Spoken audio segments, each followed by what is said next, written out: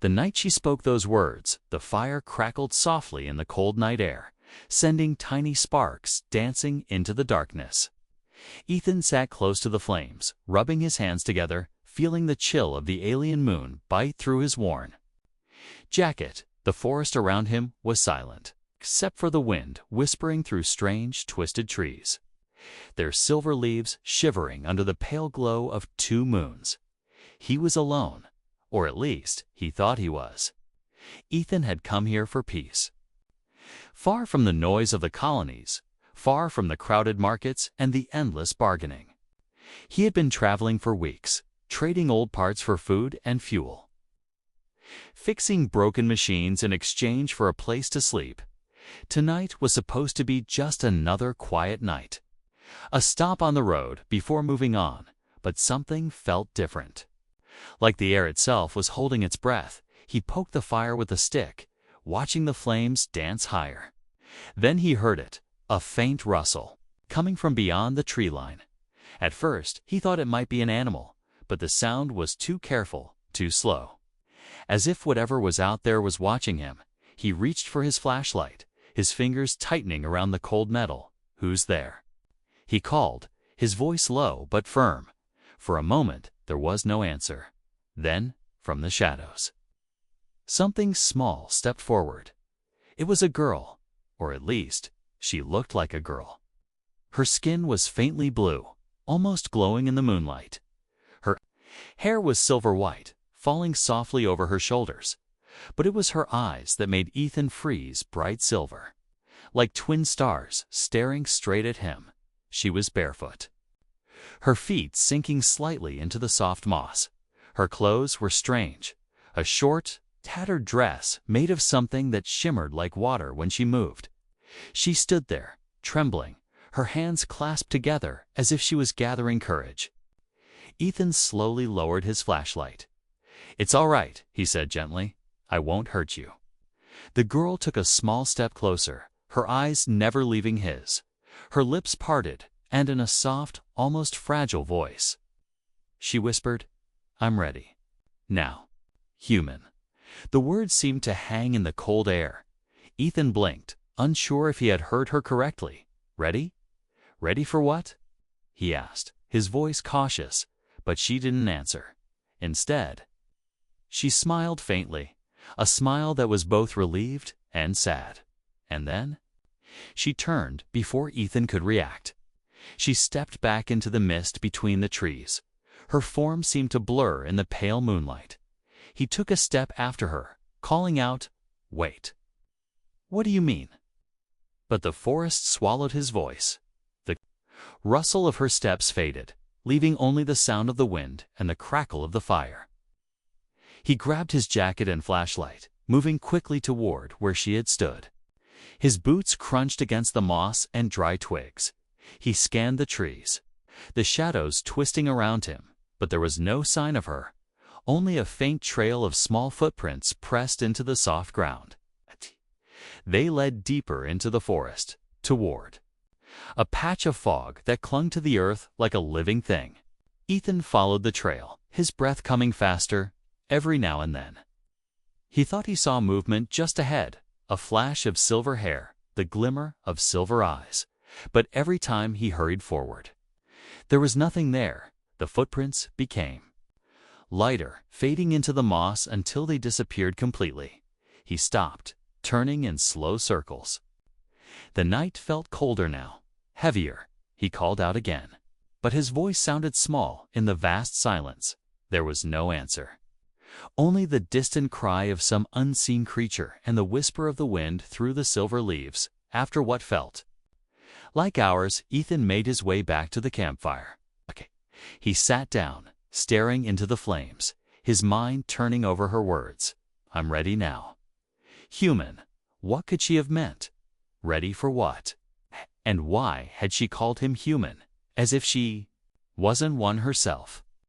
The way she had looked at him, it was like she knew him, like she had been waiting for him, but that was impossible. He had never seen her before in his life. The fire was burning low, casting long shadows that reached out across the clearing. Ethan lay back, staring up at the twin moons. Her face wouldn't leave his mind. Those silver eyes, that strange smile, and the way she vanished like smoke. He had traveled across dozens of worlds, met countless people, but something about her felt different, important. He didn't know it yet, but that single night. And those 5 strange words would follow him for years to come. They would pull him into a mystery older than the stars, a mystery that would one day bring her back into his life when the time and she were truly ready. Years without answers. The next morning, Ethan woke to the pale light of dawn spilling through the trees. The fire had burned to embers, and the cold had settled deep into the ground. He sat up quickly, scanning the forest for any sign of the little alien girl, but the mist had lifted, and the footprints from last night were gone, erased as if they had never been there. He searched the forest for hours, calling out, pushing through thick undergrowth every now and then. He thought he heard a soft rustle or a faint voice, but it always faded before he could follow it. By midday, the silence was complete. It was as if the forest had swallowed her whole, reluctantly. Ethan returned to his camp, packed his bag, and left the moon behind. He told himself she had been a dream, a trick of the cold and the firelight. But deep down, he knew she had been real. Her words still echoed in his head. "I'm ready now." Human weeks turned into months, and months turned into years. Ethan traveled from one colony to another, working as a mechanic, repairing ship engines, trading scavenged parts for food. He lived light, carrying only what he needed, but no matter where he went, he couldn't escape the memory of her silver eyes. Every time he saw someone with pale hair or glowing eyes, his heart would leap, but it was never her in the dusty markets of Vera Station. He once overheard traders whispering about a moonchild, a strange being who appeared only under a blood-red sky. Some said she was a spirit who guided the lost. Others claimed she was the last survivor of a dead race. Ethan listened quietly, his pulse quickening. The description was vague, but something about it made his chest tighten. Could they be talking about her? He tried asking questions, but the traders only shook their heads. "Just stories," they said. "Old tales to scare children." Still, Ethan kept listening. Every rumor felt like a thin thread, and he followed each one, no matter how far. It took him, one day, while repairing the navigation system of an old cargo hauler. Ethan met an alien elder with deep green skin and tired golden eyes. The old one watched him work in silence for a long time before speaking. "You search for someone," the elder said, his voice like gravel. Ethan paused, surprised. "How do you know that?" "Because I see the same weight in your eyes that I once carried," the elder replied, then, leaning closer, he whispered, "When the moon burns red, she will return." The words sent a shiver down Ethan's spine. "What does that mean?" he asked, but the old one only smiled sadly and turned away, as if he had already said too much that night. Ethan lay awake in his small rented room, staring at the ceiling. "When the moon burns red." He repeated under his breath. It sounded like a riddle, but it felt like a promise. Years passed, and Ethan's hair grew longer, his face more lined from travel and work. The memory of the girl never faded, but it became quieter, buried under the weight of time. Sometimes he wondered if she had moved on, if she had even remembered him. But then, on nights when the wind was still and the stars bright, he would see her in his mind, standing barefoot in the moss, silver eyes locked on his, whispering those same words, and the ache in his chest would return.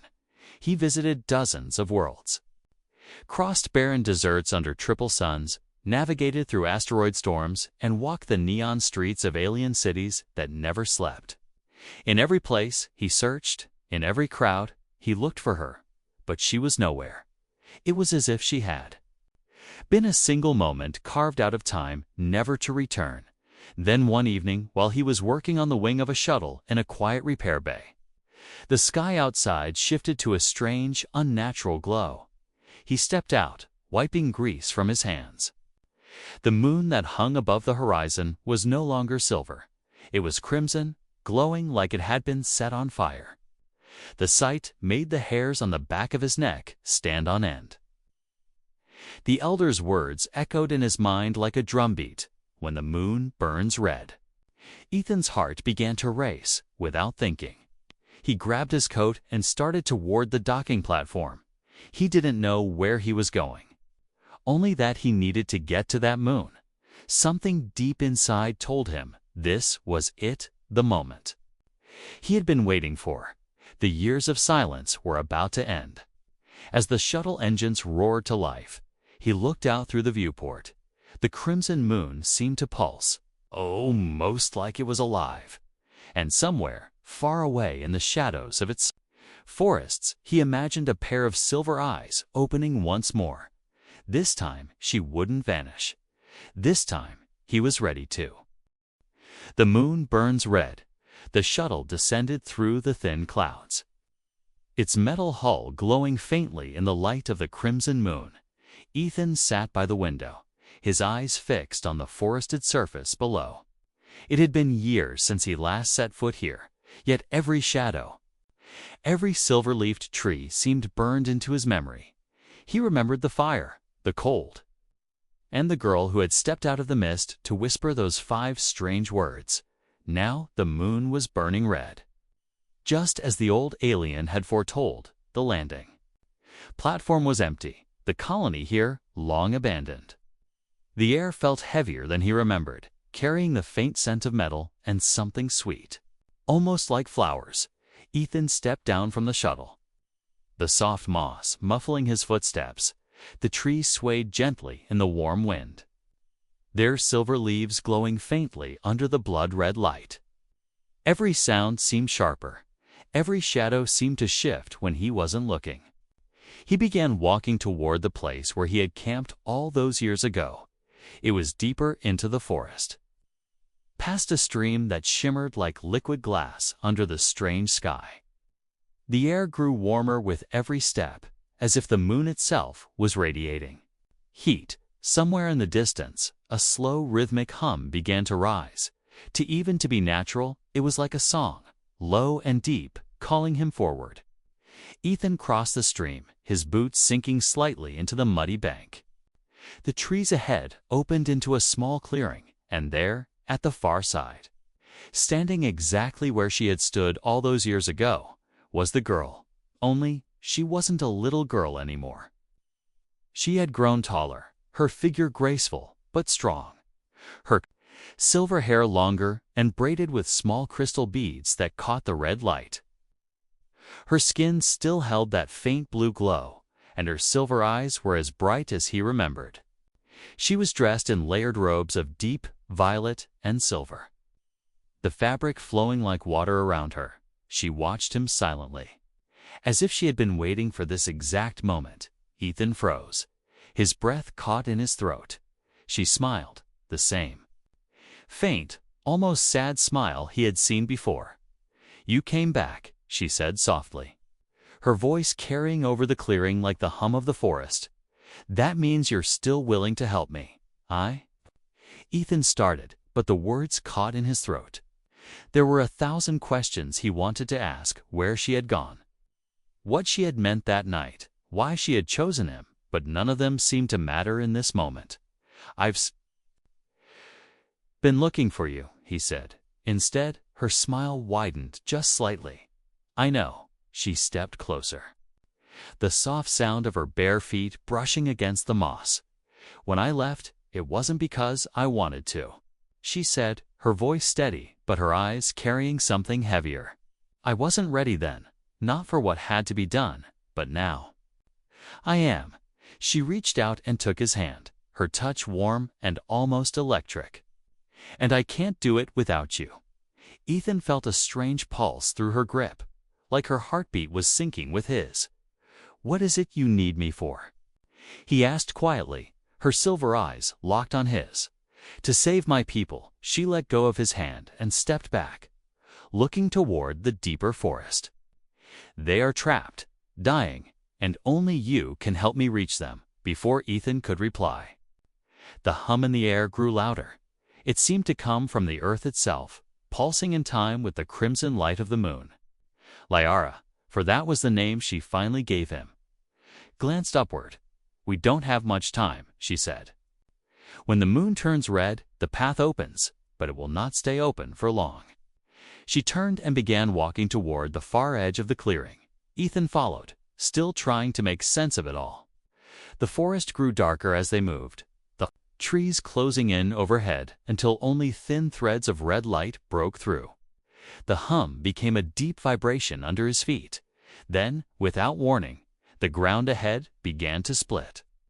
A long crack opened in the mossy earth, spilling out a faint silver mist. Liara didn't hesitate. She stepped into the gap, disappearing into the glowing fog. Ethan cursed under his breath, then stepped in after her. The mist clung to his skin, warm and almost weightless. When it cleared, he found himself standing in a vast cavern lit by glowing crystal pillars. The hum was deafening here, the sound vibrating through the stone walls. Liara stood ahead of him, her hand resting on a massive door carved with symbols he didn't recognize. "This is the way," she said, her voice almost lost in the echo. "Beyond this door lies the place my people were taken, the place no alien can survive, but a human can." Ethan stared at her, his pulse quickening.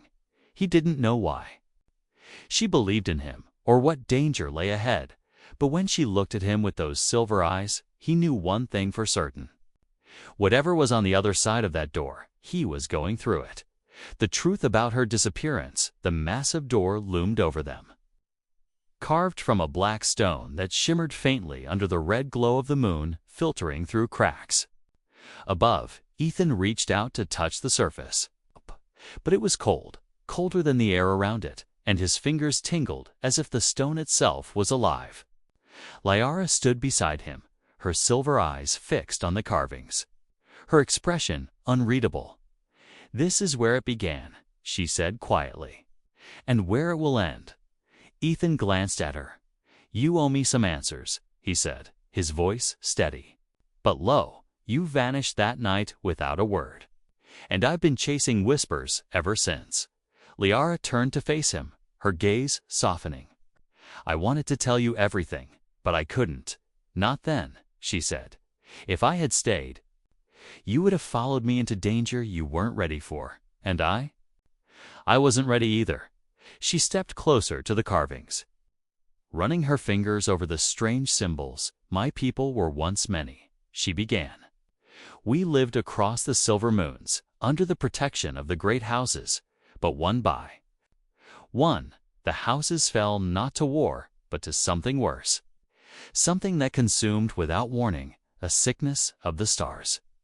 A corruption that turned the sky itself against us." Ethan frowned. "A disease." "Not like any disease you've heard of," she said. "It wasn't of flesh, it was of energy. Of the soul. It twisted our forms, made our minds not our own. Those who were taken were locked away, not killed, because killing them meant destroying a part of our history." She took a slow breath, her eyes distant. "When I met you, I had already been chosen. I was the last of the line that could open the path to this place, the prison of my people. But I was a child, untrained. If I had tried then, Teska, the corruption would have taken me too." Ethan's mind flashed back to that night, her trembling voice, those silver eyes, the strange sadness in her smile. "You said, 'I'm ready now.' What did that mean?" He asked. Liara's lips curved faintly. It was the start of the ritual. "The first vow, by speaking it to you, I bound my path to yours. You didn't know it, but from that moment on, only you could help me finish it." He took a step back, trying to absorb the weight of her words. "Why me? I'm just a mechanic, Liara. I'm not some chosen warrior." She shook her head.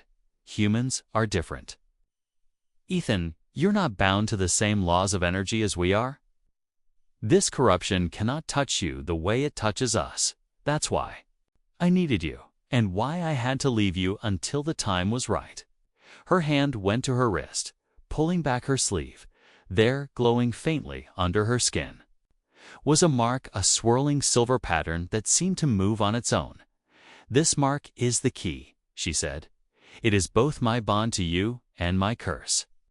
The longer I waited, the more it grew, feeding on the time between us.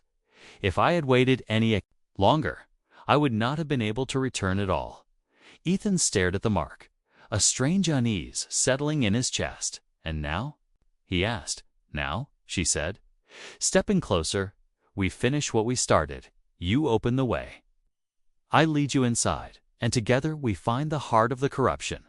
If we destroy it, my people will be freed. If we fail, the corruption will. Spread beyond this moon, it will find new worlds, including yours." The weight of her words settled heavy on him. This wasn't just about her people anymore. It was about everyone. Ethan took a slow breath and looked at the massive door. "Again, how do I open it?"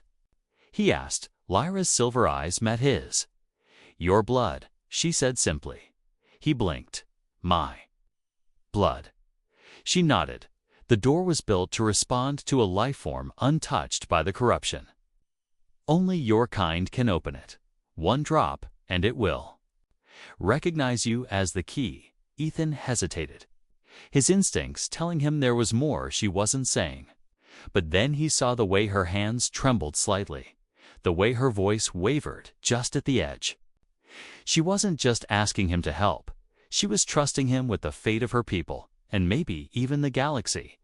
He pulled a small utility knife from his belt. Without another word, he made a shallow cut across his palm. A single drop of blood slid down his skin, glowing faintly under the red light of the moon. Lyra stepped forward, guiding his hand to a small hollow in the center of the door. The moment his blood touched the stone, the carvings lit up, silver lines racing outward like veins of light. The hum in the air grew louder. Shaking the ground beneath their feet, the massive door began to shift, the black stone splitting down. The center with a deep, rumbling sound. Cold air poured out from the darkness beyond.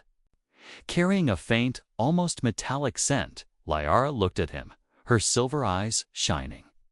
"Once we step through, there's no turning back," she said. Ethan tightened his grip on the knife. His jaw set. "Then let's finish this," he replied. Together they stepped into the darkness, the door ceiling shut behind them.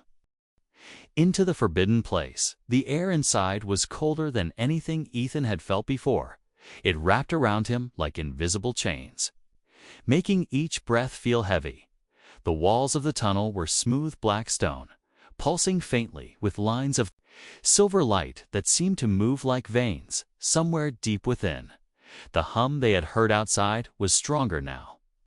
Almost a heartbeat, slow and steady, Lyra walked ahead, her robes brushing against the stone floor with a whisper.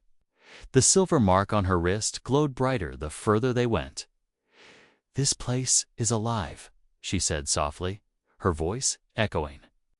"In the narrow passage, it watches us. It remembers us."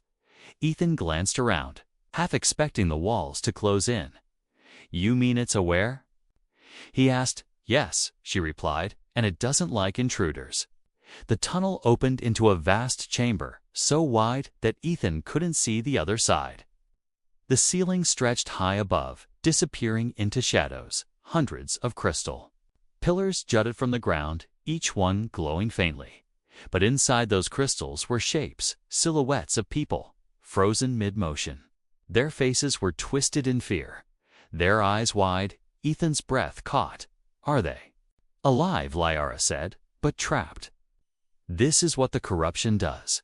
It freezes you between moments, locking you in an endless breath you can never finish." She walked slowly between the pillars, her hand brushing one of them. The figure inside shuddered, their eyes flickering open for a second before going still again. Ethan felt a chill crawl down his spine. As they moved deeper, the ground began to shift.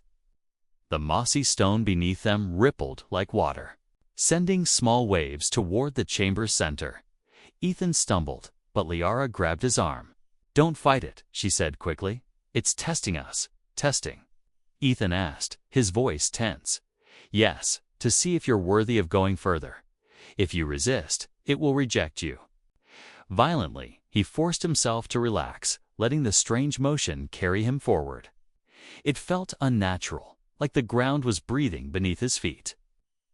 The chamber slowly narrowed into another passage, this one lined with tall, thin mirrors. But when Ethan glanced into one, he froze. The reflection staring back wasn't him. It was him, but older, gaunt, with lifeless eyes. His voice echoed from the glass. You won't make it. You'll fail her like you've failed everyone, Ethan. Clenched his fists, looking away. What is this? He asked, his tone sharp. Liara didn't look at the mirrors. They show your fear. If you look too long, it becomes real. Ethan swallowed hard, forcing his eyes forward as they passed through the narrow hall. The whispers from the reflections grew louder, but he kept walking, matching Lyra's steady pace. They finally stepped into a circular room lit by a single beam of red light from above. In the center was a stone platform. And beyond it, a gate of swirling silver mist. That's the way in, Lyra said, her eyes fixed on it. But there will be a guardian. There always is. As if on cue, the mist shifted. A shape began to form, tall, armored, with glowing red eyes and claws-like curved blades. It moved without sound, but each step made the floor tremble. Ethan's instincts screamed at him to run. But Liara stepped forward. Stay close to me, she said firmly. The guardian struck without warning, a blur of motion. Ethan ducked.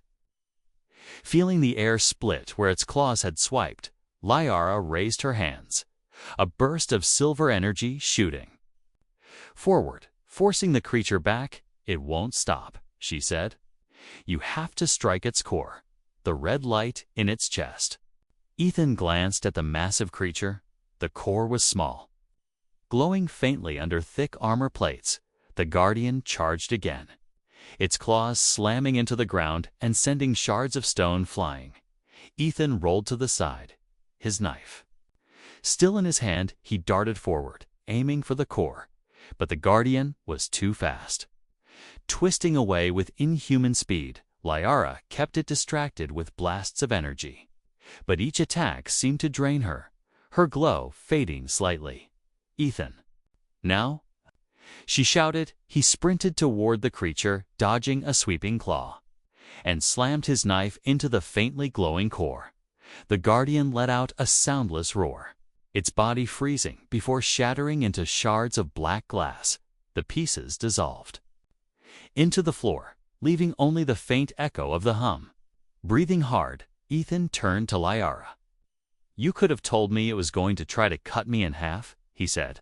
A small smile tugged at her lips. If I had, you might not have moved.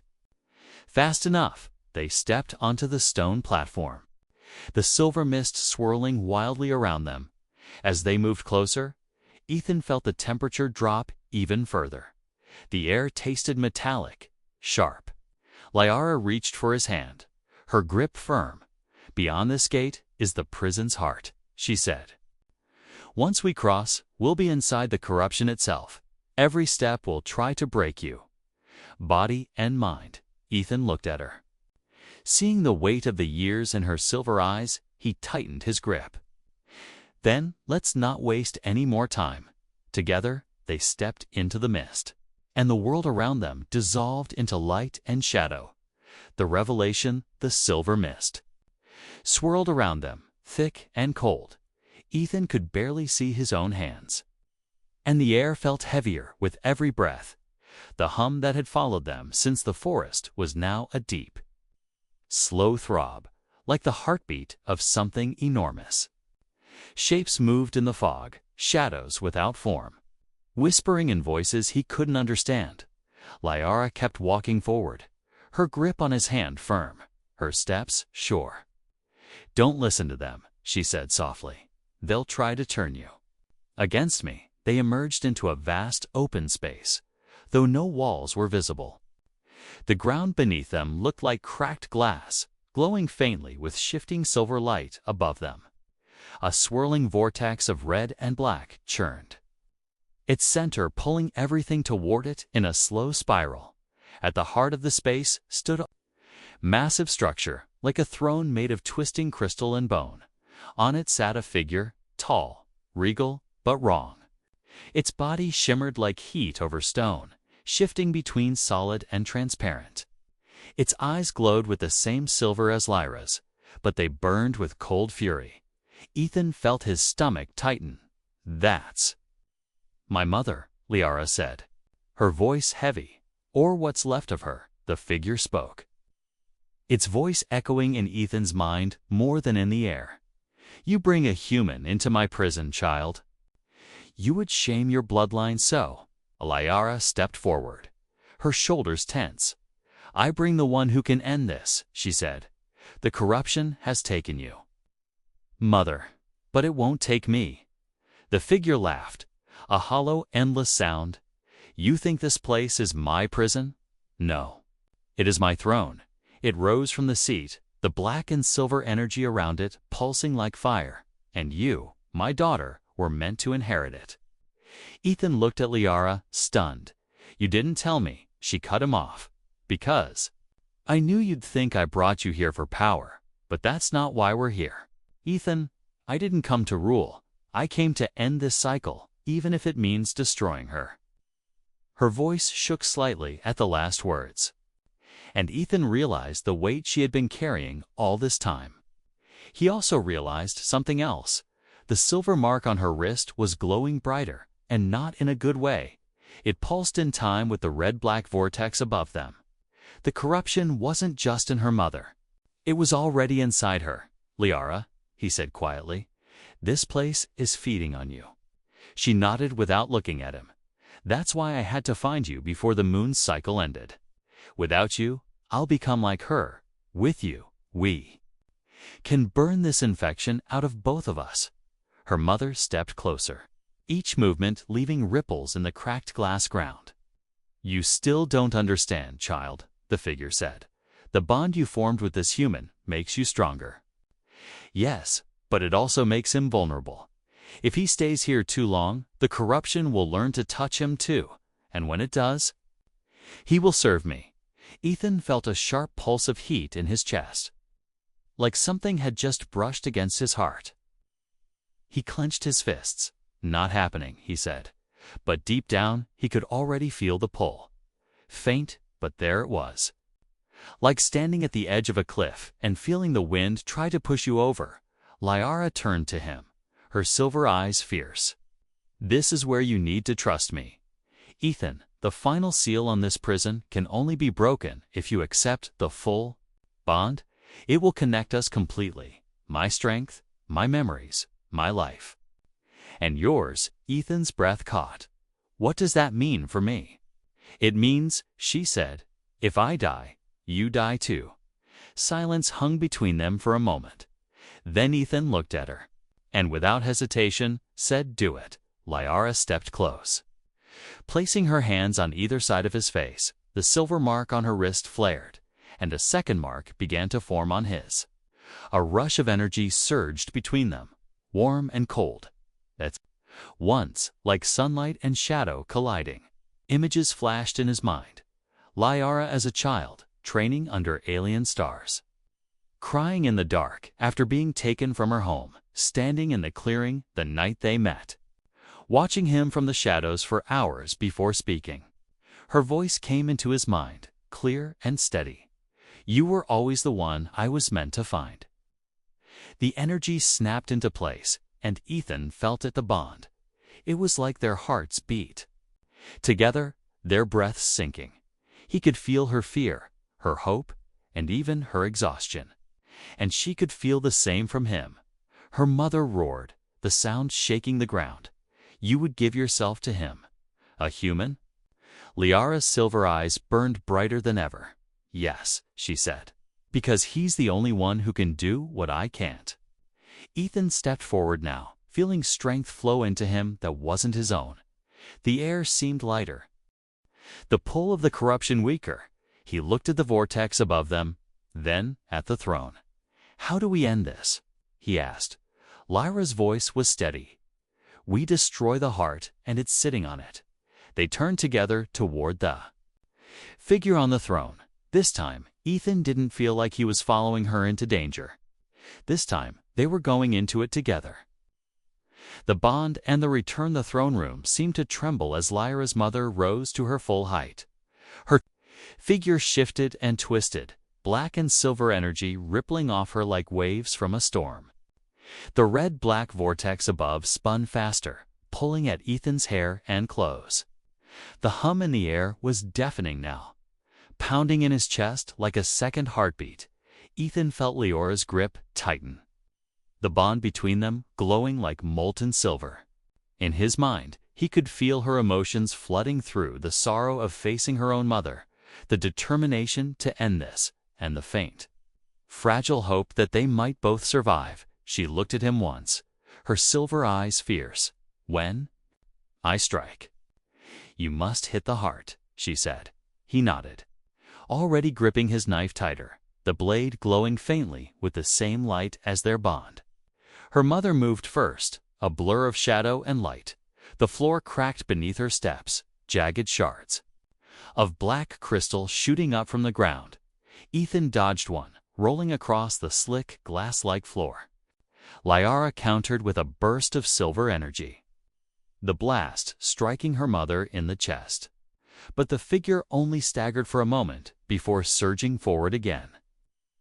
The battle was unlike anything Ethan had ever seen. Every time Lyra's mother moved, the air rippled, bending light when she struck.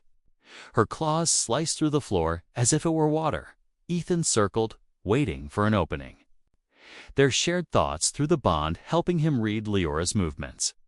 She fought not just with skill, but with purpose. Each strike meant to create a path for him. A sudden pulse of red energy erupted from her mother, knocking them both back. Ethan skidded across the floor, his palms burning. Lyra caught herself on one knee, her glow dimming for a moment. Her mother's voice boomed through the chamber. "You cannot destroy me without destroying her. The corruption is inside us both." Ethan froze, his mind racing through the bond. He felt Leora's pain, but also her resolve. "Don't stop," her voice whispered in his thoughts, "even if it means." He cut her off, thinking back, "No, we're getting out of this together." The vortex above began to lower, its swirling mass dipping toward the throne. Ethan realized it wasn't just energy, it was feeding, drawing from Lyra and her mother. Both, if it finished, there'd be nothing left of her, and the corruption would spill out into the galaxy. They had one chance. Lyra met his gaze, the plan already in her mind flowing into his through the bond. She would draw her mother away from the throne for just a moment. That moment would be his to strike. She moved fast, darting around the throne, unleashing bursts of silver light that cut through the black energy in the air. Her mother followed, roaring in rage. Ethan sprinted forward, his boots pounding against the glass floor. He leaped onto the steps of the throne, the air around the heart thick with heat and a low, vibrating hum. The heart was a crystal sphere embedded into the throne itself. It pulsed with red light, each beat shaking the ground. Ethan could feel the corruption trying to push him back, whispering in 1,000 voices. "You will fail, she will hate you, you will lose everything." But the bond burned brighter in his mind, Lyra's voice cutting through the noise. "You are stronger than it." With a shout, Ethan drove his knife deep into the heart. The blade sank in with a shattering crack. The crystal's light flared blindingly, then fractured, shards exploding outward in a wave of pure silver energy. Lyra's mother screamed, not in anger, but in something like release. Her form dissolved into threads of light, which spiraled upward into the vortex. The vortex shuddered, then began to collapse inward, pulling the corruption into itself before vanishing with a deafening silence. Ethan fell to one knee, gasping. The bond flared hot in his chest, then settled into a steady warmth, when he looked. Up Liara was there, her robes torn, her glow softer but no longer flickering. Her silver eyes shimmered with both relief and something deeper. "It's over," she said. Her voice barely above a whisper. Ethan stood, still catching his breath. "You're free," he replied. She stepped closer, pressing her forehead. Gently against his. "We're free," she corrected. The ground beneath them shifted again, but this time it was not hostile. The cracked glass floor reformed, the air grew warmer, and the faint sound of water flowing filled the space in the distance. The crystals holding her people began to crack open. Figures stepped out slowly, dazed but alive. Liara turned to him.